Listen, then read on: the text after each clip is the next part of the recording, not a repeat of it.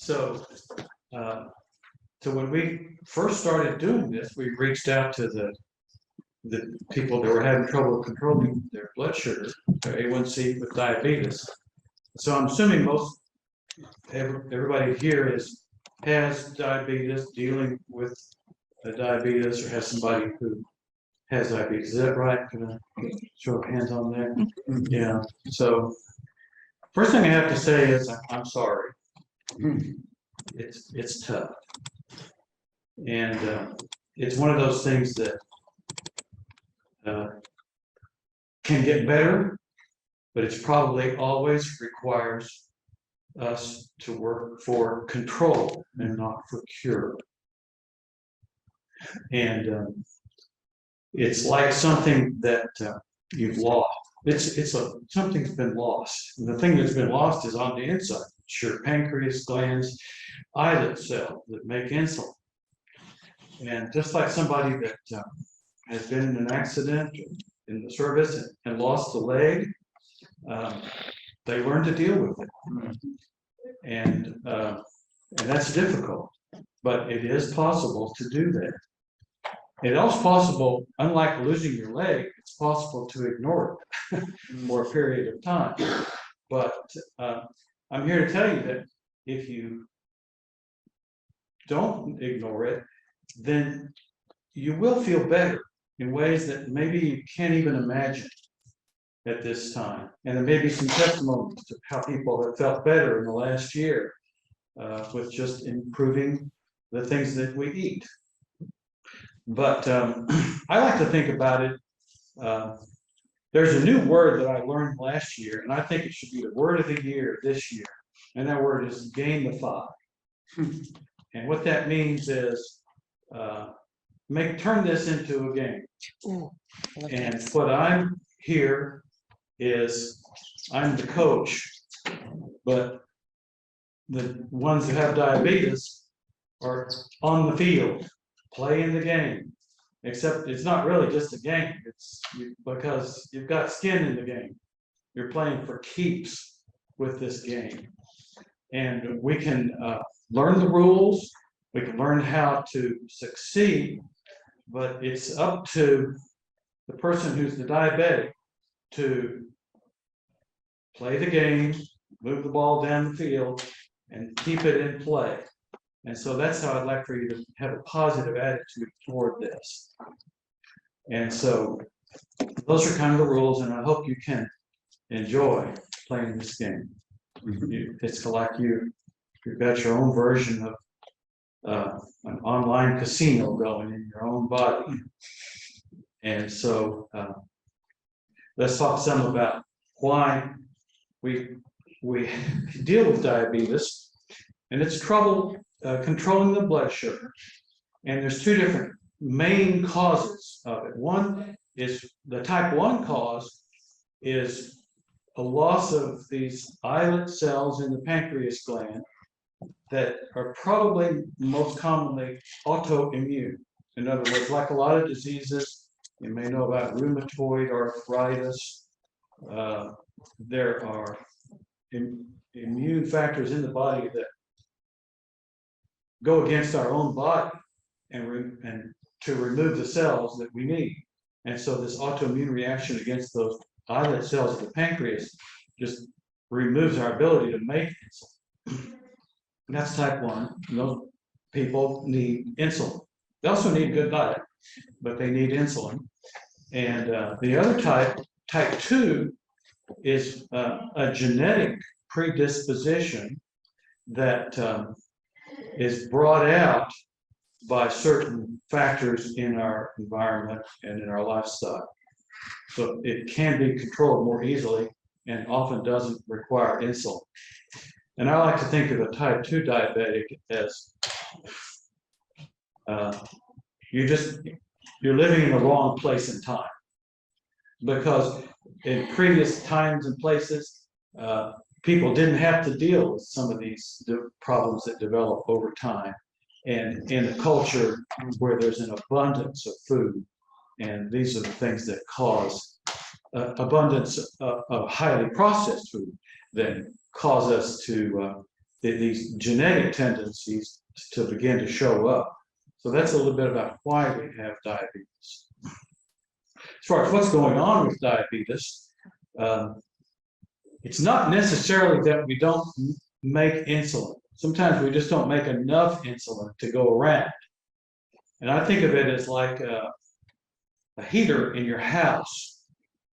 If your heater in your house doesn't put out enough BTUs to heat the whole house, then the thermostat in the house is never going to shut off, because it's always trying to produce more heat because it never gets warm enough to shut the thing off.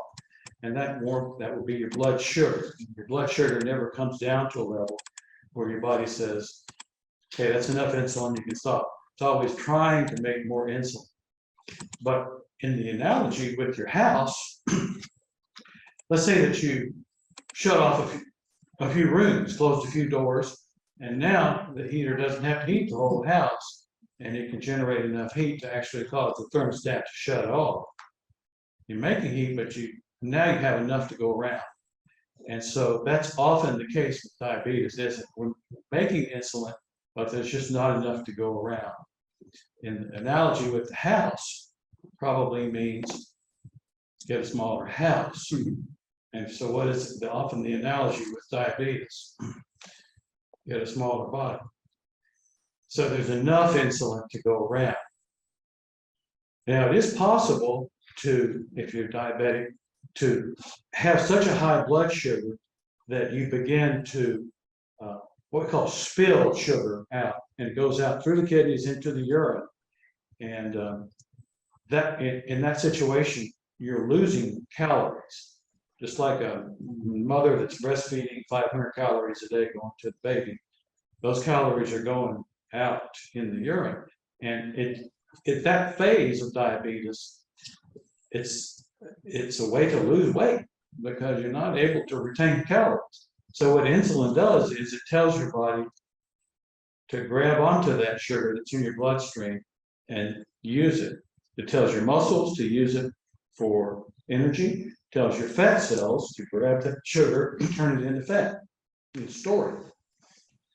And so if you don't have enough insulin has been called a fat hormone. It's a growth hormone. It's something that tells your body to grab that sugar and use it for the various purposes that it is there.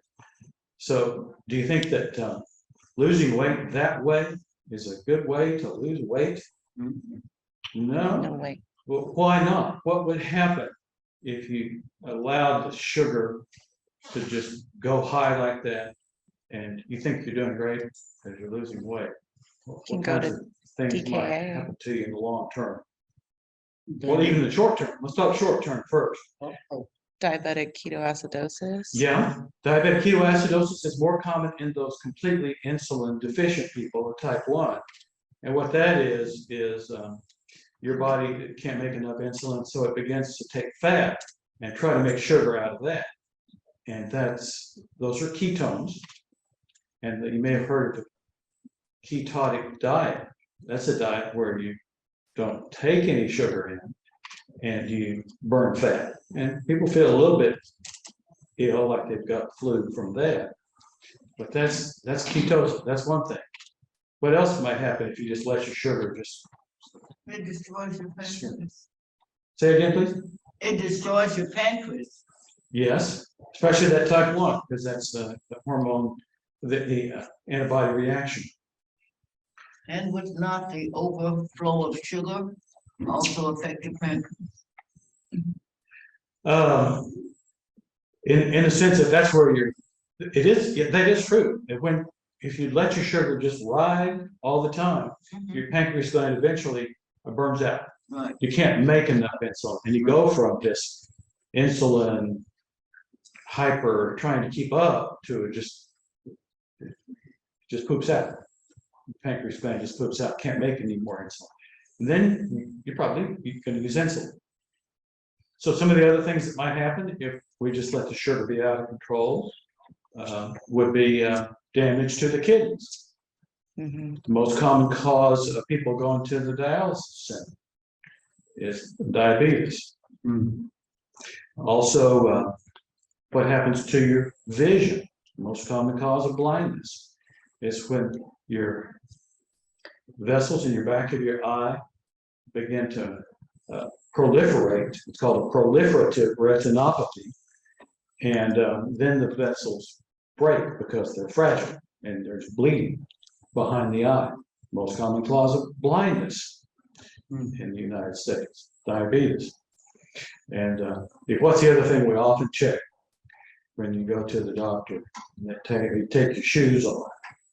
They're checking for your nerve supply to your feet because that's the furthest part from the body. The reason for that is, well, it's really twofold. One is that when you lose blood supply, the nerve supply to your feet, then ulcers develop, and it's the most common cause of amputation. Is this complication where high blood sugars cause what's called damage to the microcirculation. And these are not the big vessels, but the little vessels that supply the nerves. Can't supply the nerves go numb, and we can't protect our feet.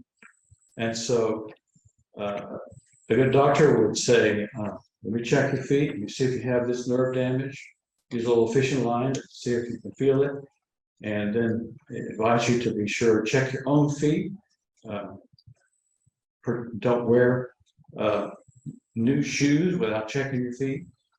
And just to feel your foot. If you can't feel it, you need to put your hand on it and make sure that you can feel the warmth of the normal blood supply there. And it's the most common cause of amputation. And the reason that occurs is because of ulceration and infection. Because the white blood cells in diabetes can't fight infection as well as normal white blood cells. So now you've got two reasons to lose the foot: poor circulation, poor resistance to infection. So those are some of the reasons that we now know that it's not good just to say, well, you're losing weight, come back and see me when you've lost weight, and maybe your sugar will be better then. We do this to try to prevent those complications from developing. But I think even in the short term, you will feel better. Has anybody felt better since they started getting healthy FreshRx nutrition and maybe enjoyed your food a little bit more? And when you cut out those snacky snacks, what I call highly palatable food, and you're just going to wait till it's time for your fresh, colorful fruits and vegetables, and how much better they taste if you haven't been snacking the whole time, all day long before that. You just wait for something good to eat. Which brings us to some other issues about food. We divide foods into carbohydrates, fats, and proteins. And within carbohydrates, there are simple carbohydrates and complex carbohydrates. And so much of what FreshRx offers is complex carbohydrates. And think about the difference. If you were trying to start a fire, in other words, the fire of your body, the energy that your body needs. If you were trying to start a fire with pine needles, anybody ever tried to start a fire with pine needles? Mm-hmm. It's almost impossible to actually get the fire going with pine needles versus getting an oak log burning. So what would be the pine needles? What would be an example of something that we eat that would be like pine needles? I guess Chips. Let me get back to chips. What about pop? Pop is like the ultimate sugar hit. And, that's why when you have a pop, probably going to want another one in a little bit because the pine needles are all burned off before you think we're able to get going. In the case of chips, there's a lot of fat in there, which is going to be slower burning. But it also has salt, which is another issue with blood pressure. But it also helps or hurts our cholesterol. And plus, there's the third factor then is what are you what good food are you substituting by eating those chips that you're not going to want later on, except for more chips? Because now you've got this, your buttons are being pushed. And by parenthesis here, now what I mean by buttons being pushed is these highly palatable foods, the snacky snacks, do things in our brain. They give us a little hit of something called dopamine. You get a dopamine hit a lot of different ways. You get a dopamine hit by winning in the casino. You get a dopamine hit from a joint of marijuana. You get a dopamine hit from just getting really angry with someone. Some people are addicted to anger. But one of the ways you get a dopamine hit is with this highly palatable food, which only makes you want to go back and have another hit because you really haven't done anything to establish well-being. You've just pushed a button in your brain. And so that's not really what we want. So that's the highly palatable food and how it suppresses our appetite.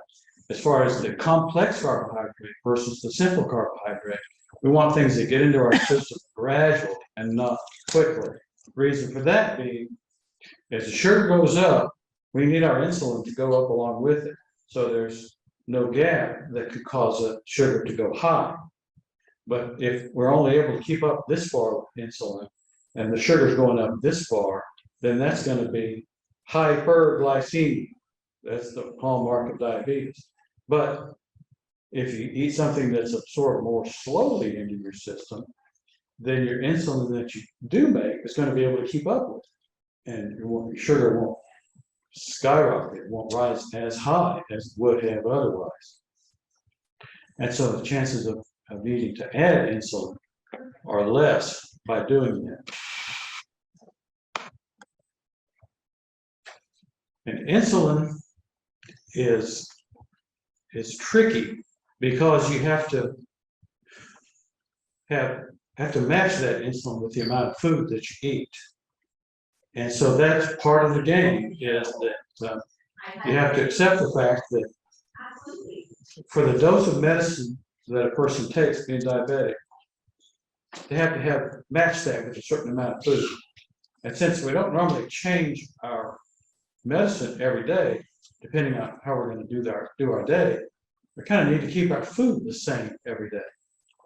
So if the amount of medicine you take is the same every day, then the amount of food that you eat has to be the same every day. And the amount of exercise has to be the same every day. Same. So that the sugar, it's like a three-legged stool. All those things have to be kept in balance, so the sugar doesn't go out of balance as a result of that. And so we can do different things. People succeed with just twice a day meals. I think that's a good way to lose weight, is to just wait until longer. Like I skip lunch normally, and just wait till have a good dinner, and by then those healthy fresh fruits and vegetables taste really good, don't they? And but it has to be done on a regular basis every day. One thing we don't like to do, if any of you have been given a sliding scale dose of insulin, that's what that involves, is waiting till your sugar goes up and then taking insulin to get it back down. So we don't want to wait till your sugar goes up and then try to get it back down. We want to keep it from going up in the first place. And because then the damage is already done to your kidneys and your eyes and your nerves, but also that A1C test that we monitor, parenthesis, A1C is a test of how much sugar the hemoglobin that carries oxygen in your red blood cells has been exposed to. Sugar attaches to those hemoglobins, and over time, we can see how much sugar has gotten onto those hemoglobins. And since a red blood cell lasts 3 months before it goes through being recycled, and hemoglobin is recycled, then that's the period of time that A1C represents your blood sugar. It's for 3 months. But once the sugar has gone up, then it's on those red blood cells in the hemoglobin. It's going to be there. It's always going to be reflected for the next 3 months. So that's going to throw off our measurement of control also by just letting sugar go up. So I want to try to figure out how much a person needs to keep their sugar from going down instead of let it go up and try to get back down. And how do we know if your sugar is under control? Usually we need to know just 2 things. And this gets into monitoring blood sugar. And we can talk some more about that. Maybe I'll ask you to tell me how that's going as well. But you want to know, does your sugar start the day normal? Does it stay down after you eat something? So we call that first measure the basal. And then the second measure, after you eat something, we call that the bolus, because that's like after a bolus, a hit of food or calories, is staying down after you eat something. So if you're doing finger stick blood sugars, checking it first thing in the morning, that determines how you start. And then after you eat something, let's say 2 hours. Usually 2 hours is you're off doing something else by then. I usually just ask 1 hour to be the time to check it after the meal. If a person comes to me and they tell me what their sugar was before their meal, I'm going to be asking, okay, but what was it after your meal before that? Because too much time has passed until the time before your next meal. So after the meal before that is when we want to be checking. And the way that we control that, I'm going to speak for a minute just about insulin, is with these basal insulins like Lantus and Levemir, and Basaglar is another one that's a generic that you may get. They're ones you take. You can take at bedtime. Some people take it twice a day, which is fine also because it's what's called peakless. It just determines where you're starting the blood sugar. And then with meals, we use the best form of treatment is called a rapid acting insulin, and that's the Novolog and Humalog. Humalog is what Lilly just made cheaper, so that's going to be good. One thing they didn't do is they didn't make the basal cheaper, which is kind of sneaky on their part. That's how they do them. Because now you need the other one because you've gotten a discount on the short-acting insulins. So we'll see how they do that. And so you take the Novolog or the Humalog with meals, and that determines what your sugar is after you eat something. So does it start the day normal? Does it stay down after you eat something? Any comments or questions about that? Am I making that clear? You got the first one basal, what was the second step? The bolus. A bolus is a hit. It's the Latin word for throwing a ball. It's like what it is, what hits at a certain time. Basal and bolus. And this gets into the issue of the other medicines, which you might take, hopefully, to control diabetes before having to take insulin, which are many. There's probably 8 or 10 different classes of oral medication. And rather than go into each of them in any detail, I would encourage you, first of all, if you get a diabetes medicine, ask the doctor how it works, what the side effects of that medicine might be, and what needs to be monitored taking that medicine. Some of the drugs, the most common one, the metformin, works mainly by helping your insulin that you do make for the type 2s work better. Others, like the original one, glyburide, glipizide, these medicines work by just flogging your pancreas a little bit harder to make more insulin. And that one will cause hypoglycemia too. So that some of them are more likely to do that than others. Other medicines work by increasing the efficiency of your muscles to consume sugar. Others work by telling your liver how much sugar to produce, because energy is stored in the liver as glycogen, not glucose, but glycogen, which, as you can tell from the name of it, is a storage of glucose. So it tells medicine to work that way. Others affect another hormone called glucagon, and these are the ones that started off as injectables, and the Byetta, exenatide, and ask me later. But the injectables, actually, these are the ones that you're hearing about. It's been a fact for 10 years that these medicines cause weight loss. And the way that they do that is by suppressing the appetite. So appetite suppressants, weight loss drugs. And all of a sudden now, I guess some marketing person has gotten hold of this idea. It's being promoted as treatment for obesity. That's the Ozempic and semaglutide, and there's another one that's an injectable. And they probably do work. The main complaint I've heard about those is it makes me nauseated. Well, probably because you're trying to eat when the drug is telling you you don't have to eat.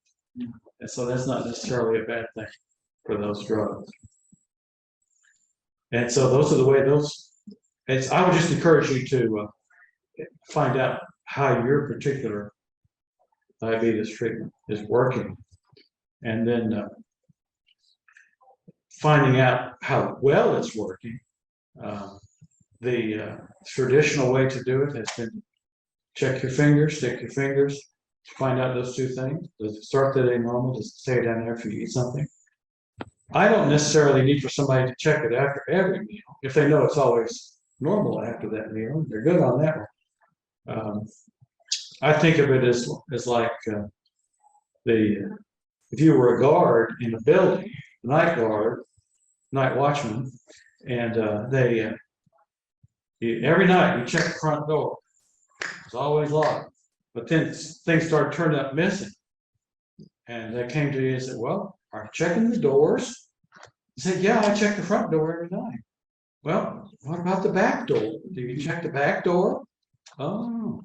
So it's not enough just to check your sugar at the single time, always find it's normal at that time. You got to be like the watchman, be on prowl always for when it might be high. Sometimes you don't realize it because you cannot realize it. A lot of people say, I can tell when my blood sugar is high. Y'all agree with that? I don't agree with that. If it's really high, okay. But if it's high enough to cause all these bad things to happen, then you may not even realize that it's high. And that's why you have to check the sugars. And it's to see if it's really at the target level, which for the fasting test, we like to see it below 120. Well, for the after meals, we'd like to see it below 140. And but progress is always a good sign.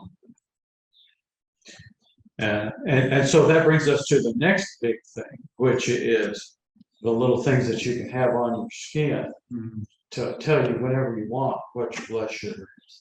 And to talk about gamify, now you're in the game with those things because you can find out what the score is anytime you want. When you wave it over there, it tells you what your sugar is, but at the same time, it's telling you everything that it has been up until that point.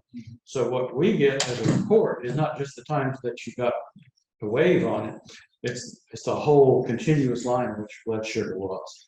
And that works really well.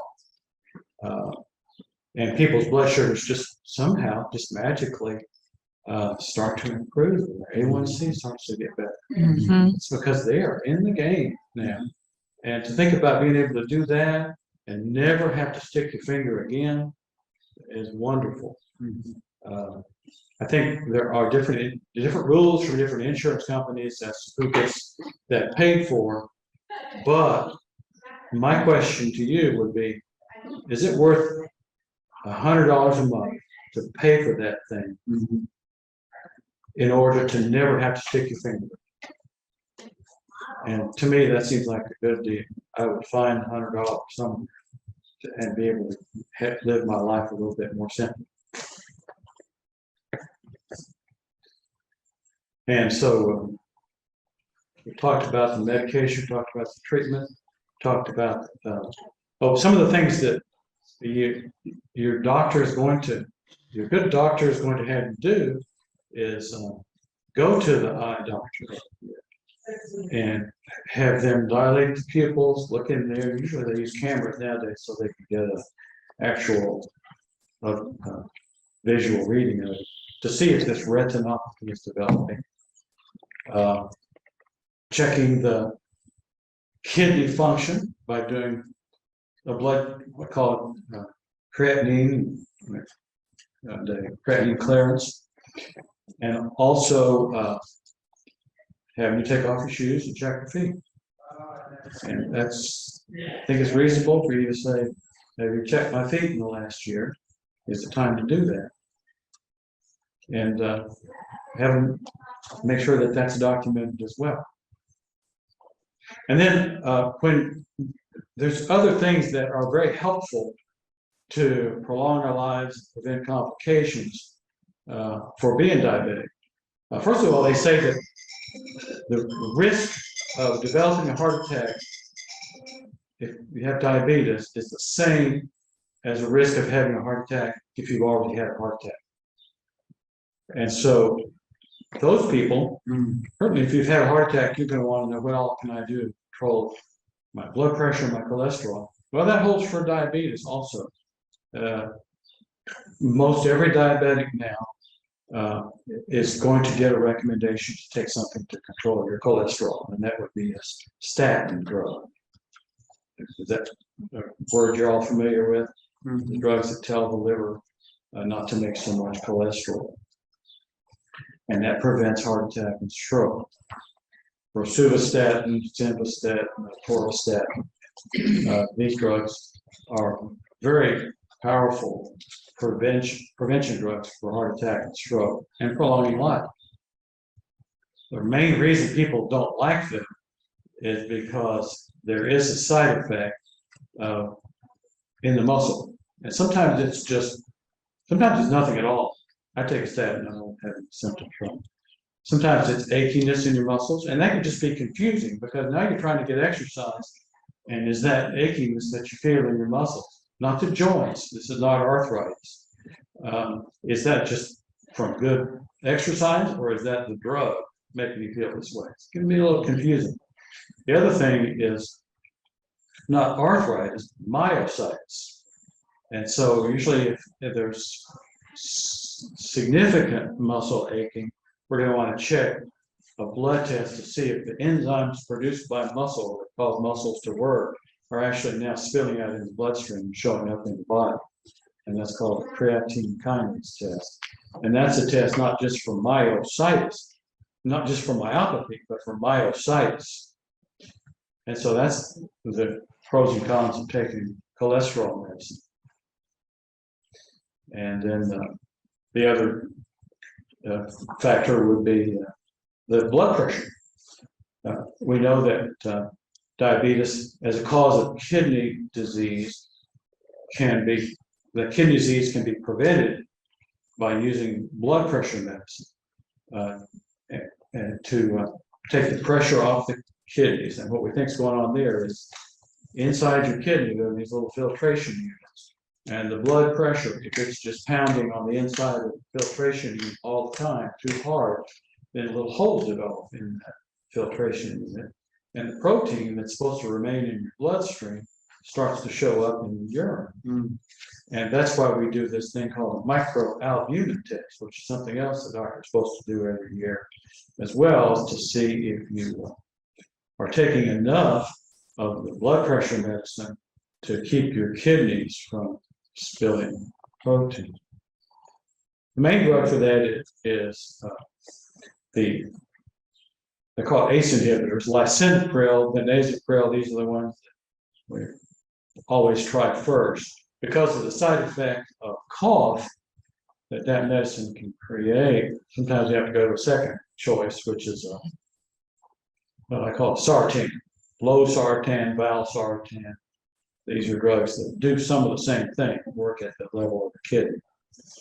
But those drugs are often combined with other blood pressure medicines because when our body's high pressure is high because our bodies think it needs to be high. And probably if we didn't live so long, it wouldn't be an issue. This high blood pressure. But if we use one drug to keep pressure down, our bodies tend to raise our pressure some other way, like causing our heart to be a little bit stronger. Or if you relax the blood vessels, it causes our kidneys to retain a little bit of water. And so sometimes it's necessary to use, you can't just keep using the same medicine, keep pushing the same button harder and harder and expect to get more effect from it. You have to find a different button and push that. So that's why we end up with so many different blood pressure medicines. Because of this imbalance between the demand for insulin and the supply that we're able to make, weight is really a crucial part of this. And in some cases, it probably is possible to be cured in a sense and not need medicine anymore by getting it down to an ideal body. We just don't want to do that by making a person sick with diabetes to lose weight. And then, so that's where the FreshRx has become so crucial, is getting people to the right kind of food so that you're not just always needing something that's just pure calories, whether it's fatty calories from chips or immediate rapid acting calories like juice or pop. I said juice and pop because juice is probably just as bad as pop in the sense that in a glass of orange juice, how many oranges do you think you'd have to squeeze to make a glass of orange juice? So many. Maybe 5, 4 or 5. And so are you going to eat 4 oranges? So it's really better to eat the orange than it is to drink a glass of orange juice. Mhm. Remember the juice glasses? You used to have just Yeah. juice glasses. But now we get our juice in tumblers, which is the 4 oranges all at one time. So as far as your sugar goes, which do you think is better? Apples or apple sauce or apple juice? Which would you recommend? Apples. Apples. And that's because it has those complex carbohydrates that are going to get into your system more gradually in time for your insulin to keep up with the amount of sugar that it's being required to produce. Mhm. Okay. Anything else? Any other issues? Have covered questions? Yes, ma'am. I'm a diabetic for years and been taking metformin, and now they're talking about how metformin is actually killing, making it worse and better. Also, another question was if we eat healthy, will it eliminate some of the other health issues that you mentioned, cholesterol, arthritis, high blood pressure, and all of those? Yeah. First question about the metformin. What you said about the metformin is something that we always watch for. It's not a reason not to take it. It's a reason to be sure and watch for its effect. And once the kidney function deteriorates to a certain point, God forbid, then it's time to quit taking metformin. But that's another reason to be doing monitoring of the kidney function every year. And so what I'm hearing, it is affecting your kidneys. The diabetes is what's affecting your kidneys. The metformin. Once you get down below a certain level, it's time to stop taking metformin because it's affecting your kidney. That's true. And so the metformin is hard on your kidney. But it doesn't cause your Yeah, I got that part, but it does affect. yes. Okay. But it doesn't cause your kidney function to deteriorate. It's just that once it gets to a certain point, attributed to the diabetes, it's time to stop taking metformin. That's probably about the same time it's time to start talking to kidney doctor as well, who would provide dialysis and that kind of thing. It's gotten to that point. And of course, smoking, that's one thing. Oh, I'm gonna get to your second question. I'm sorry, I didn't hear you. Oh, you reminded me about smoking. Smoking is No, a multiplier of all the kind of complications that we. Yeah. No one in my house, I'm the around people that smoke. But- Yeah, but I wouldn't- that I wouldn't be doesn't around. have effect. It doesn't Yeah. have effect. I teach Yeah, them. the time your doctor said, no, I don't need to be around people that smoke. Maybe they'll quit. Doctor's orders. And then, okay, I guess that was the other thing I had to say about that. Sometimes when you don't go to the doctor, you don't tell them to check your feed, I put my shoes off and my socks off or whatever. It's okay, tell me. And they just kind of move through the regular Yeah. schedule and not Right. pay that. Make that part of Takes the it. time to check my feed, it's time to do the eye exams, time to check the urine for protein. All those things, it's perfectly legitimate to ask. And also vaccine. That because of this tendency for the diabetic to have lower resistance to infection, probably good to get all the vaccines the person needs. Pneumonia, there's 2 different pneumonia vaccines to prevent the whole spectrum of pneumococcal vaccine infections. Shingles. Flu shots. Vitamins, the vitamins play a part in this process. I'm going to focus on one particular vitamin on that, which is vitamin D, See, which is another contributing factor to heart attacks, the low vitamin D level. But it also causes muscle weakness. You need vitamin D for muscle function as well. And so, and just general fatigue and tiredness, people may not realize because they don't drink milk, don't get enough sun. Sun they do get doesn't penetrate their skin as well as mine. It does mine. Because your skin makes vitamin D, but that can be deficient, and that's a supplement that probably should be just a routine recommendation. But that's something else that the symptoms of the weakness and muscle aching should be reported so that you get a vitamin D level. Is D3 the same as D? There's D2 and D3. D2 is the mega dose that you get to replace the vitamin D. And then D3 is the maintenance dose of vitamin D that you can get with the off the shelf at the pharmacy. But if you're, probably is possible to build back up a deficiency with the tablets, but we usually use a mega dose. I heard To it can build take a back up. couple months That's if a you do it, vitamin the that's D3. vitamin D is the sunshine. Mhm. That's it. Yeah. Well, and then they put it in milk also. Yes, ma'am. Okay, you said that you were eating twice a day to lose weight. Uh-huh. Okay, how many times do I need to eat a day to gain weight? All day. Well, first question I would ask is, why are you losing weight? Is it because of illness? And so we want to see how your sugars are. If your sugars are running high all the time, then that means you're not able to take sugar and incorporate it into your body to gain weight. Because again, insulin is we call it a fat hormone. That's kind of a general term. It just means it helps you, it builds you up. It's one of the hormones that builds you up. How many times do you need to eat to gain weight?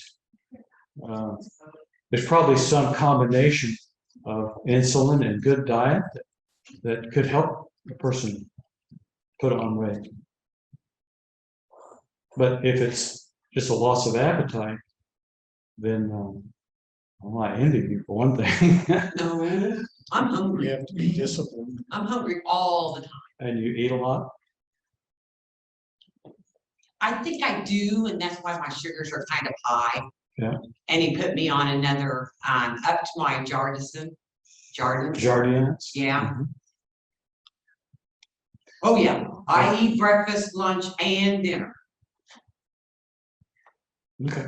but I still lose weight.